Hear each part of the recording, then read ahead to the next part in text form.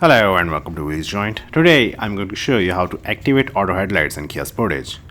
When the auto headlights feature is activated, the headlights and taillights will turn on and off automatically depending on the amount of light outside the car. The headlight control switch is located on the side of the steering wheel column. You will notice it has a few different settings. To activate the auto headlights feature, rotate the switch to the auto position.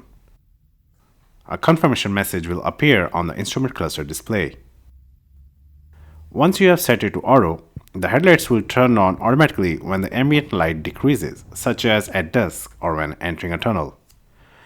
If your Sportage is equipped with dynamic bending light or auto leveling feature, it will also activate when auto mode is selected. The light sensor for auto headlights is located at the top middle of the dashboard. Do not place anything on this sensor and only clean the sensor with a clean dry cloth.